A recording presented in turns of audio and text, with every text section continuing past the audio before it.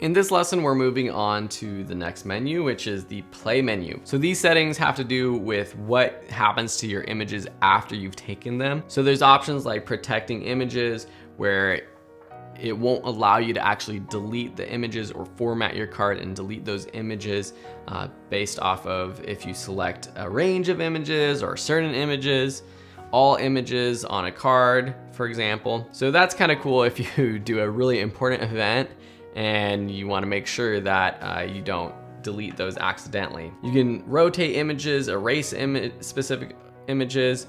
There's things like printing and setting up photo books, adding creative filters after the fact that you can all do internally, cropping, resizing. You can also rate your images. So those previous options I generally don't use because I edit my photos on my computer. It's a lot easier to do and I would recommend that, but it's here in your camera, which is kind of a cool option. Rating is one option that I would consider doing, especially if you use an application that can read the rating of an image. So if we go in here, we can select an image.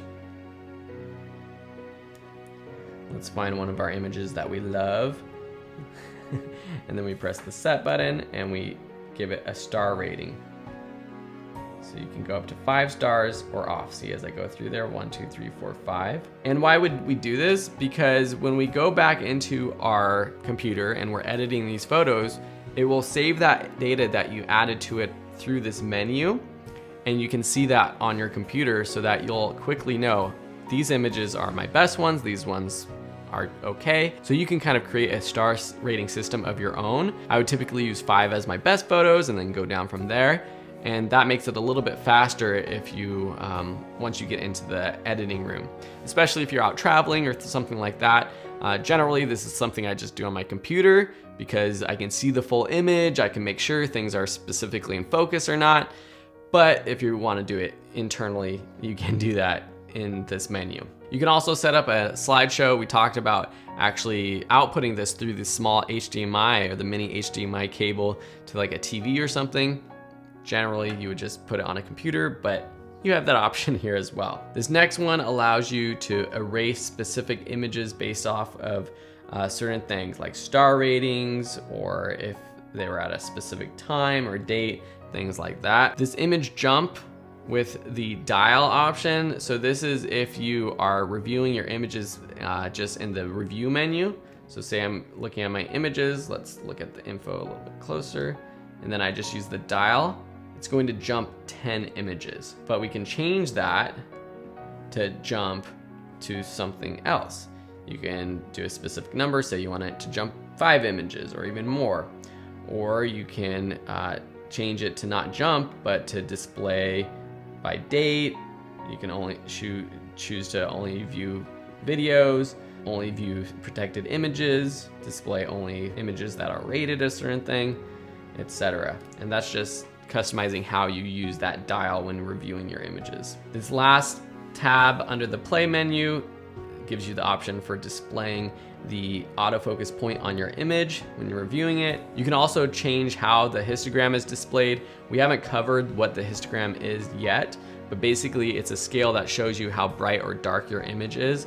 You can show the overall brightness, or you could show the brightness based off of specific colors, RGB. And then this last option, control over HDMI, if you have it connected to a TV, you can actually control the menu and what's like choosing images and things like that with the remote control of the TV if it's one that works with this camera, if it's a more modern smart TV. So that's the play menu, play around with it.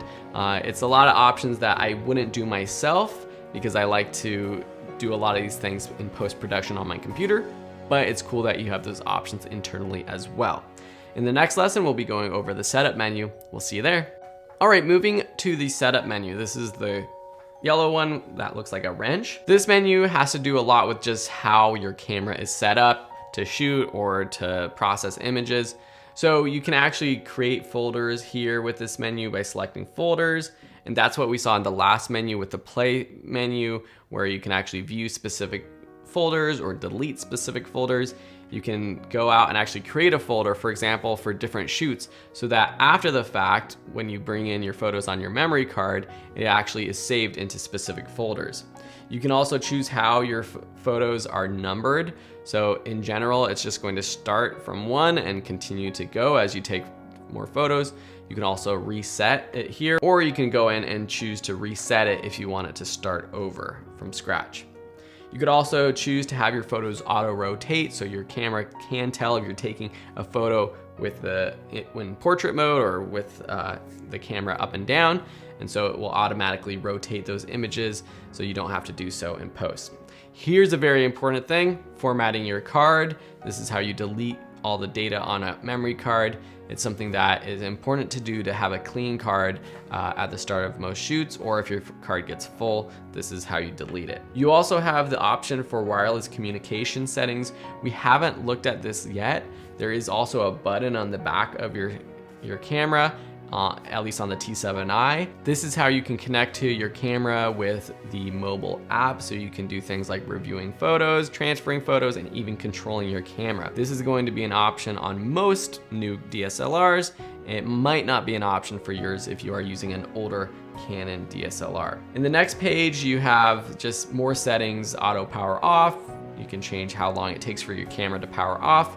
The LCD brightness, so the back screen brightness, if you're shooting somewhere where it's really dark out, or if it's really bright out, you might have to change this. Here you can choose to have the LCD turn on or off by the shutter button. This is something I should have been doing while I was recording this whole class, just remains on, or you can set it to the shutter or display button. I'm just gonna have it on all the time so it doesn't turn off black. You can set your date here, your language, your viewfinder display, which has some options for what appears on your display, such as if you are using the live preview mode, you can turn on a grid, which helps you align things center, or using the rule of thirds, or leveling your photo to get your horizons perfectly level and things like that. The next menu has things like your GPS settings, so it can actually geo-tag your photos, and that again will appear if you're using an app like Lightroom for editing. There's actually a map mode in Lightroom where you can see where your photos have been taken. You can change the video system. NTSC is standard for the United States, PAL is standard for Europe.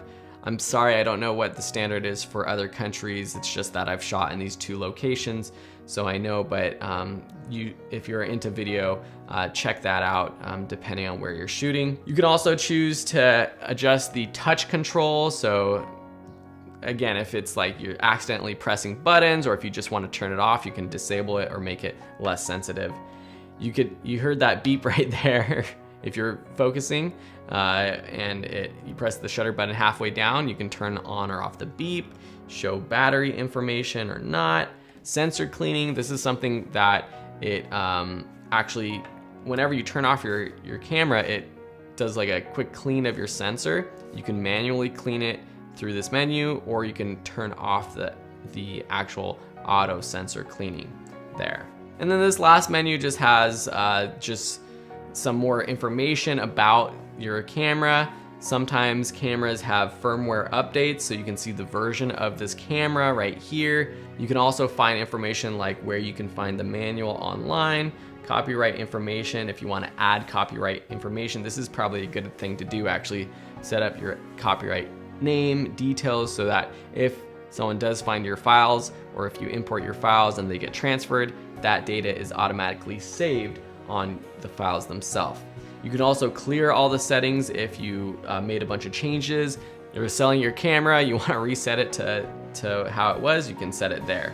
All right, so that's the setup menu. There are things internally, if you go into each of those sub menus or things that I glossed over, that if you want to find out more information, definitely check out your manual, but hopefully I went over some of the main ones there that you might be interested in. In the next lesson, we'll be going over how you can set up your custom menu, and we'll see you there. The last menu we're going to go over is the My Menu setup. So this is actually where you can set up a menu with your favorite features.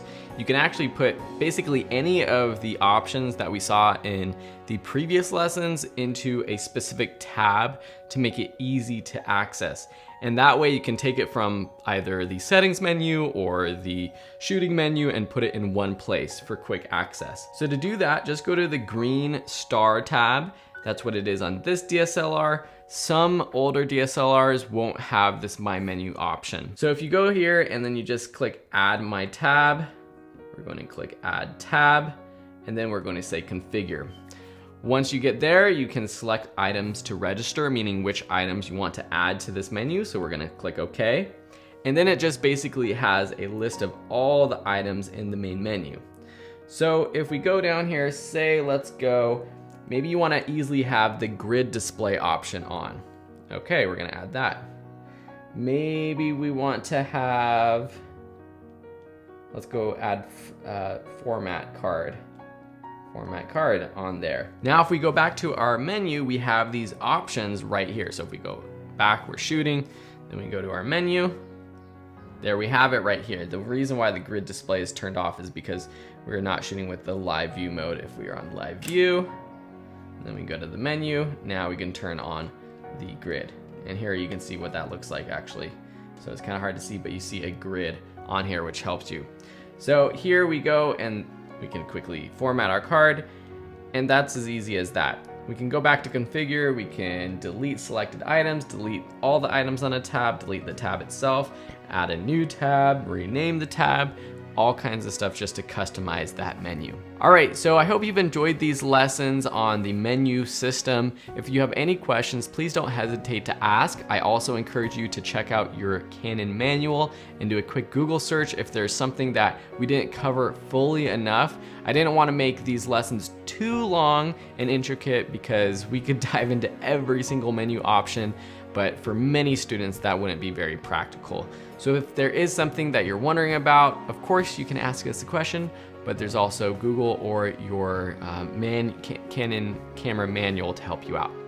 Thanks so much. I can't wait to see you in the next lesson, and I hope by now you're feeling even more confident using your camera.